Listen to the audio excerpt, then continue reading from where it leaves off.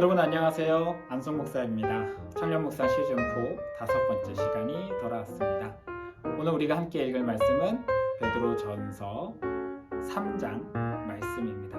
우리 함께 여러분이 가지고 있는 성경책 펴시고 그리고 함께 읽어보도록 하겠습니다. 네, 베드로전서 3장 말씀입니다. 지금부터 제가 읽도록 하겠습니다. 아내들아, 이와 같이 자기 남편에게 순종하라. 이는 혹 말씀을 순종하지 않는 자라도 말로 말미암지 않고 그 안의 행실로 말미암아 구원을 받게 하려 함이니 너희의 두려워하며 정결한 행실을 봄이라. 너희의 단장은 머리를 꾸미고 금을 차고 아름다운 옷을 입는 외모로 하지 말고 오직 마음에 숨은 사람을 온유하고 안정한 심령에 썩지 아니할 것으로 하라. 이는 하나님 앞에 값진 것이니라. 전에 하나님께 소망을 두었던 거룩한 부녀들도 이와 같이 자기 남편에게 순종함으로 자기를 단장하였나니 사라가 아브라함을 주라 칭하여 순종한 것과 같이 너희는 선을 행하고 아무 두려운 일에도 놀라지 아니하면 그의 딸이 된 것이니라. 남편들아, 이와 같이 지식을 따라 너희 아내와 동거하고 그를 더 연약한 그릇으로 또 생명의 은혜를 함께 이어받은 자로 알아 귀히 여기라. 이는 너희 기도가 막히지 아니하게 하려 함이라. 마지막으로 말하노니 너희가 다 마음을 같이하여 동정하며 형제를 사랑하며 불쌍히 여기며 겸손하며 악을 악으로 욕을 욕으로 갚지 말고 도리어 복을 빌라. 이를 위하여 너희가 부르심을 받았으니 이는 복을 이어받게 하려 하심이라. 그러므로 생명을 사랑하고 좋은 날 보기를 원하는 자는 혀를 금하여 악한 말을 그치며 그 입술로 거짓을 말하지 말고 악에서 떠나 선을 행하고 화평을 구하며 그것을 따르라.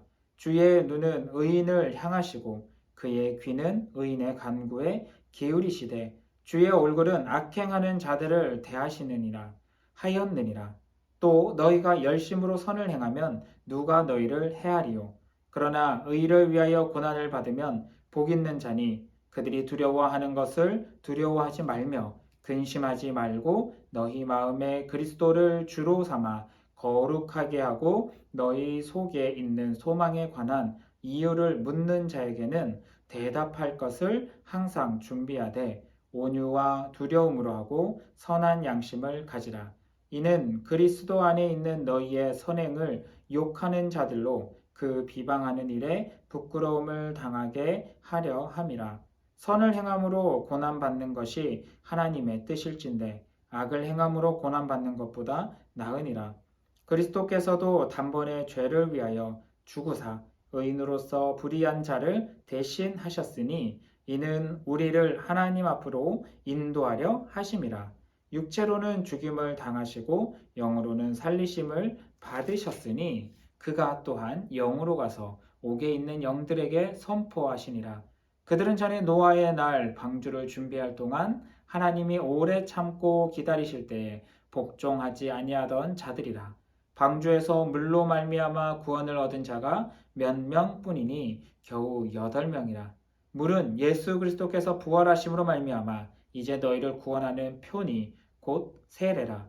이는 육체 더러운 것을 제하여 버림이 아니요 하나님을 향한 선한 양심의 강군이라. 그는 하늘에 오르사 하나님 우편에 계시니 천사들과 권세들과 능력들이 그에게 복종하느니라. 아멘. 베드로전서 3장 말씀에서는 부부 사이에 있어야 될 마음들, 그리고 우리가 살아가면서 예수 그리스도의 말씀대로 살기 위하여 몸부림치다 보면 선을 행함에도 불구하고 고난받게 되는 여러 가지 상황들이 있을 때 우리가 어떤 마음을 품고 살아야 될지에 대해서 이야기를 나누고 있습니다. 특별히 아내와 남편의 이야기를 나누면서 각자가 어떤 모습으로 상대를 바라봐야 될지에 대해서 이야기를 하고 있습니다. 특히 아내들에게 이야기합니다. 아내들아, 이와 같이 자기 남편에게 순종하라. 이는 혹 말씀을 순종하지 않는 자라도 말로 말미암지 않고 그 안의 행실로 말미암아 구원을 받게 하려 함이니라고 이야기를 합니다. 사실 오늘날 이 결혼의 문제에 있어서 많은 청년들이 비그리스도인과 결혼하는 경우가 참 많이 있습니다.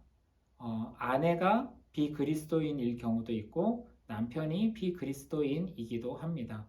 서로 좋아서 결혼한다라고 이야기를 하고 사랑해서 결혼한다라고 하지만 한편으로는 신앙의 문제가 너무 달라서 그 가정이 온전하게 이어지지 못하고 깨어지는 경우도 참 많이 있는 것 같습니다.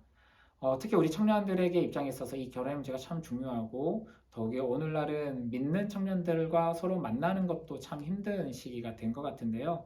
여러분 어떤 일을 만나게 될지 어떤 연애를 하고 어떤 결혼을 하게 될지 우리가 알지 못하지만 사실 가능하다면 서로 믿는 신앙인 가운데 할 수 있기를 바랍니다.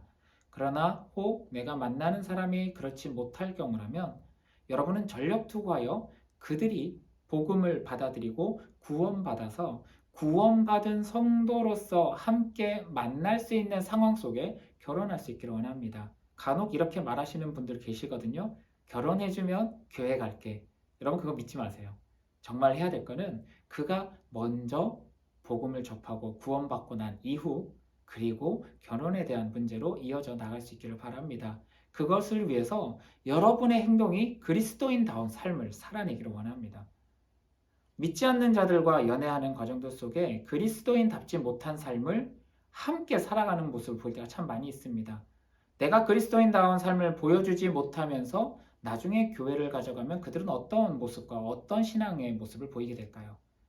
우리가 먼저 그리스도인다운 모습을 제대로 보여주고 그리스도인답게 신앙의 순수성을 지키고 거룩성을 지키기 위하여 몸부림치는 여러분의 모습을 보고 그 모습 속에 신앙이 무엇인지 그리고 예수 그리스도의 복음이 뭔지에 대한 의문을 가지고 그 복음에 가까이 다가가고 복음을 접하게 되어 변화가 되었을 때 그것이 믿지 않는 다른 반쪽을 만나게 된 그 사람들이 가지고 나가야 될 사명이고 의무이고 그들이 짊어져야 될 십자가일 것입니다.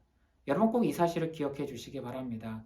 혹시라도 믿지 않는 다른 청년과 만남이 이어지고 있다면 그들이 먼저 복음을 접할 수 있도록 여러분이 노력하시기 바랍니다. 그리고 그 복음이 접해지고 난 다음 그 안에서 아름다운 가정으로 또 이어질 수 있도록 길을 잘 만들어 갈 수 있기를 부탁을 드립니다. 혹시 아직 그런 상황이 아님에도 불구하고 먼저 결혼을 한 부분들이 계십니까? 그렇다면 여러분 그 부부의 생활 속에 정말 남편에게 아름다운 모습으로 섬김의 모습을 보여주는 신앙인 아내의 모습 그리고 아내를 향해서는 내 몸같이 사랑하여서 모든 것을 내어주신 예수님과 같은 모습으로 아내를 사랑하는 모습을 보여줘서 그도 다시금 예수님의 사랑을 간접적으로라도 여러분을 통해서 경험해서 비록 결혼하고 난 이후일지라도 신앙 가운데 함께 나아갈 수 있는 그런 아름다운 길이 열릴 수 있도록 여러분 몸부림치시기를 원합니다. 믿지 않는 청년을 만났을 때 그리고 아내로서 남편으로서의 역할을 감당할 때 그들이 여러분의 행동을 통해서 구원받을 수 있는 길이 열리도록 함께 노력해주는 사랑하는 청년들 될 수 있기를 원합니다. 기도하겠습니다. 사랑의 하나님 감사합니다. 오늘 베드로전서 3장 말씀을 읽었습니다. 아내와 남편에 대한 이야기들 또 힘들고 어려운 상황 속에 선을 행함에도 불구하고 고난받을 때 우리가 어떤 마음을 품어야 될지 어떻게 반응해야 될지 오늘 말씀에서 나옵니다. 특별히 청년이기에 이 결혼에 대한 문제를 놓고 잠시 이야기 나눴습니다. 나로 인하여 나의 행동으로 인하여 누군가가 혹은 나와 만나고 있는 그가 주님을 만나고 알고 경험할 수 있고 회복하고 신앙이 생겨날 수 있는 귀한 일에 쓰일 수 있도록 사랑하는 청년들의 마음을 붙잡아 주시고 지켜 인도하여 주시옵소서. 감사드리며 살리신 우리 주 예수님 이름으로 기도드립니다. 아멘. 수고하셨습니다. 내일 이 시간에 다시 만나도록 하겠습니다. 내일은 베드로전서 4장 말씀입니다. 여러분 내일 뵙겠습니다.